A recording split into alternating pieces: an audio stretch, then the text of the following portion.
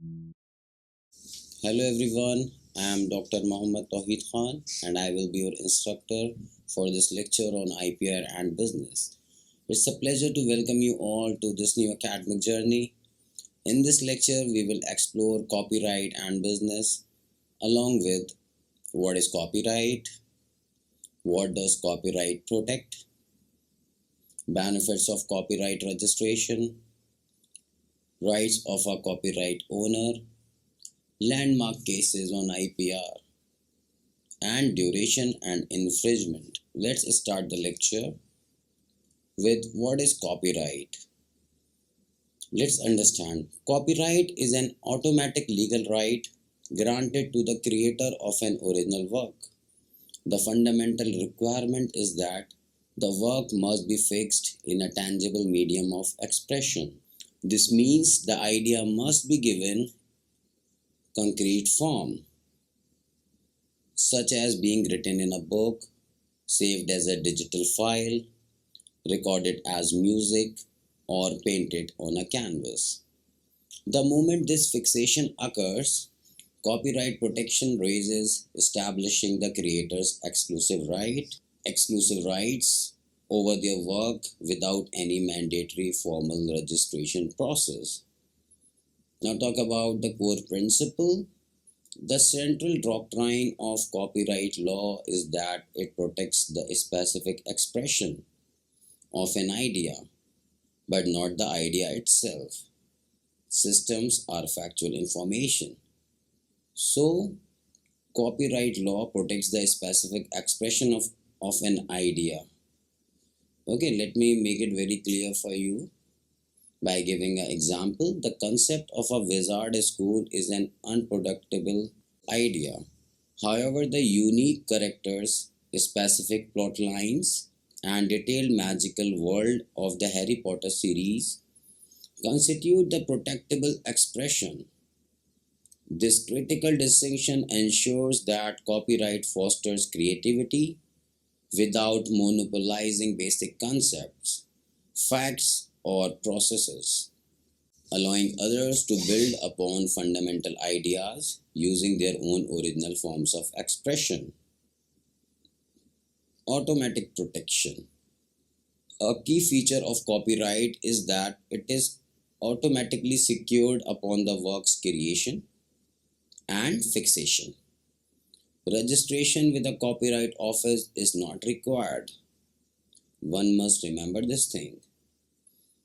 Registration with the Copyright Office is not required to establish ownership. However, while optional, formal registration provides significant legal advantages, especially during infringement disputes. These benefits typically include the ability to file a suit and eligibility for statutory damages and attorney fees, which strengthen the creator's position in enforcing their rights. What does copyright protect? Let's break it. Copyright is an automatic legal right that protects original works of authorship. The moment they are fixed in a tangible medium, it grants the creator exclusive rights to control the reproduction, distribution, and adaptation of their work. Crucially, it protects the specific expression of an idea, not the underlying idea, facts, or system themselves.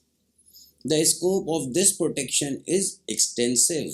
Creative work, covering the following 8 key categories of creative works. Number 1. Literary works. This category protects written and coded expressions, including novels, poems, articles, software code, and computer programs. The specific arrangement of the code or text is safeguarded. Number 2 is artistic works. Copyright extends to visual arts, protecting creations such as paintings, drawings, photographs, and sculptures, covering their unique visual form and composition. Number 3 is musical works. This protects the underlying musical composition itself, The arrangement of notes, melodies, and any accompanying lyrics separate from a specific performance or recording. Cinematograph films. This category safeguards audiovisual works as a whole, including movies and documentaries, protecting the sequence, moving images, and their synchronized sounds. Sounds recording, a distinct right which protects a specific fixed recording of a performance, such as a particular master of a song. This is separate from the copyright in the musical work being recorded. Number 6 is dramatic works. This hat protects works intended for performance, including the scripts for plays and screenplays, as well as choreographic works that have been fixed in notation or recording. Now come to benefits of copyright registration. So copyright registration in India provides creators with significant legal advantages beyond the automatic protection of their work receives. It serves as official prima facie evidence of ownership, establishing a public record that deters potential infringement. This proof empowers the owner to file a lawsuit and seek injunctions against copyright infringement, enabling them to stop the distribution of unauthorized copies. A key benefit is the eligibility for statutory damages, attorney fees, and court costs, which provide a powerful financial remedy that is often unavailable for unregistered works. Registration also offers protection at the border, allowing custom authorities to block the importation of infringing copies. Furthermore, it grants creators the official right to display the copyright symbol alongs- alongside their work, enhancing its credibility and commercial value. In essence, while not mandatory, registration transforms copyright from a right into an enforceable asset. This thing must be remembered. Let's talk about rights of a copyright owner. A copyright owner is granted a bundle of exclusive rights, providing them with complete control over the use and commercial exploitation of their original creative work. These rights are economic in nature and allow the owner to authorize or prohibit others from engaging in the following key activities. Number 1. Right to reproduce. This is the most fundamental right, granting the owner the exclusive authority to make copies or duplicates of the work in any material form. This includes acts like printing copies of a book, photocopying a sheet of music, burning a song onto a CD, or saving a digital file of a computer program. Any unauthorized application, whether in physical or digital format, is a direct infringement of this right. Number 2 is right to distribute. This right allows the copyright owner to control the commercial dissemination of physical copies of the work to the public. It involves the sale, rental, lease, or lending of those copies. For example, a publisher distributes a novel to bookstores, or a software company sells copies of its program. This right is typically subject to the first sale doctrine, which means the owner's control over a particular copy ends after its first authorized sale. Number 3 is right to adapt, also known as the right to prepare derivative works. This empowers the owner to create new works based on the original. This includes translation, adaptations, and transformations. Examples are turning a novel into a screenplay or film, creating a sequel, translating a book into another language, or adapting a musical composition for a different orchestra. Number 4. Right to public performance. This exclusive right pertains to authorizing the performance of the work in a public space. This covers a wide range of activities such as performing a play in a theater, playing a song in a mall, restaurant, or on the radio, or screening a film in a cinema. The key criteria is that performance is accessible to a gathering outside a normal circle of family and its friends. Number 5 is right to public display. This rights grants the owner control over the public exhibition of the work. It applies primarily to artistic works like paintings, sculptures, photographs, and individual images from the films. Displaying an original painting in a gallery, a photograph on a public website, or a poster in a storefront are all acts covered by this right. Let's talk about 6, that is right to communication to the public. This is a broad, modern right that covers the transmission of the work to the public through electronic means.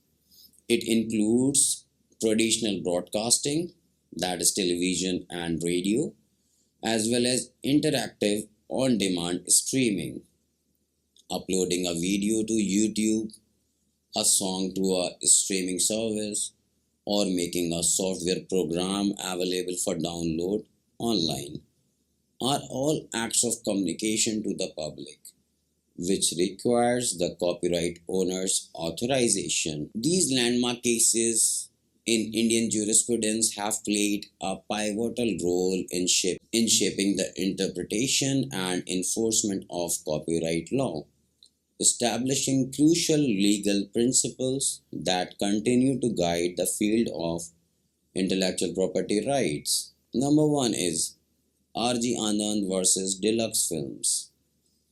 This is a foundational case in copyright law that established the idea expression dichotomy in the Indian context. The plaintiff R.G. Anand alleged that his play was copied into a film.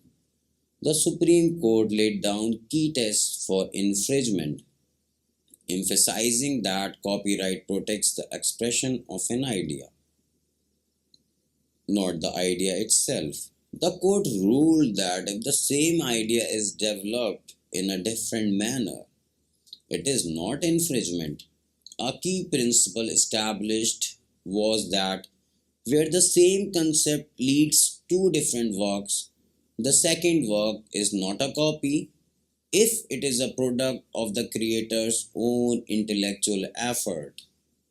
The court must look at the broad, fundamental, and substantial similarities between the works, not just trivial or incidental ones. Number 2 is the Eastern Book Company versus D.B. Murdoch. This Supreme Court case dealt with the copyrightability of edited judicial opinions.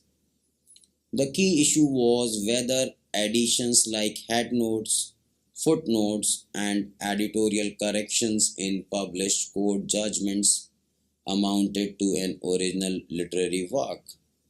The court moved away from the traditional sweat of the brow doctrine, which rewarded hard work, and adopted the stricter standard of modicum of creativity. It held that for a derivative work to be copyrighted, it must contain a minimum level of creativity, originality, and intellectual judgment beyond mere mechanical compilation. This judgment, significantly clarified the threshold for the originality in compilation and databases. Number three is a very famous case, that is Godrej Soap versus Dora Cosmetics. This case entered on copyright infringement of product packaging and trade dress. The visual appearance of a product that signifies its source to consumers. Godrej alleged that Dora's packaging for their soap was deceptively similar to their own. The court's decision reinforced that the getup, layout, color scheme, and overall trade dress of a product are protected under copyright and trademark law. The ruling emphasized that such imitation constitute unfair competition and is an attempt to pass off one's goods as those of another, thereby infringing upon the copyright in the artistic work embodied in the packaging. Number 4 is a case of Bombay Dyeing versus Meher Karan Singh. This case addressed a critical procedural aspect: the jurisdiction for filing software copyright infringement cases. Dyeing's proper The dispute involved that alleged copying of Bombay Dyeing proprietary software. The court clarified the legal principles governing where a lawsuit can be filed, typically holding that a suit can be instituted in a court within whose jurisdiction the defendant resides or where the cause of action, either wholly or in part, arises. This precedent is vital for rights holders in determining the appropriate forum to enforce their software copyrights, especially in an era of digital and widespread infringement. This is another important case, that is Yashraj Films versus Shri Sai Ganesh Productions. This case involved the blatant copyright infringement of a cinematographic film. Yashraj Films, a major Bollywood studio, sued the producers of the Telugu film Jabil Amma for allegedly copying substantial parts of their Hindi film Band Baja Barat. The court granted an injunction against the defendants, restraining them from releasing their film. This case underscores the strong protection afforded to a cinematograph film under the Copyright Act and demonstrates the judiciary's willingness to grant swift and effective remedies such as injunctions to prevent irreparable harm and loss of revenue to the original creators. The duration of copyright protection in India is not perpetual, it is limited by statute. For most original literary, dramatic, musical, and artistic works created by an individual, the copyright subsists for the entire lifetime of the author, plus an additional 60 years from the year following the author's death. However, for specific works like cinematograph films, sound recordings, and photographs, the term of protection is shorter, lasting for 60 years from the date of the work's first publication. What is infringement? Copyright infringement is the violation of the exclusive legal rights granted to a copyright owner. It occurs when any of the owner's exclusive acts such as reproduction, distribution, or public communication are carried out by a third party without a license or permission from the owner. Common examples includes the legal downloading of movies or music, using and distributing pirated softwares, utilizing copyrighted images from the internet without a proper license, and the unauthorized public performance of a song or film. Defense, that is fair dealing. A key defense against a claim of copyright infringement in India is the doctrine of fair dealing. This legal principle permits the limited use of a copyrighted work without the owner's permission for specific socially beneficial purposes. These allowable purposes typically include private or personal use, research, criticism, review, and the reporting of current events. Whether a use qualifies as fair dealing depends on factors like the purpose and character of the use, the amount and substantiality of the portion taken, and the potential economic impact of that use on the original work's market.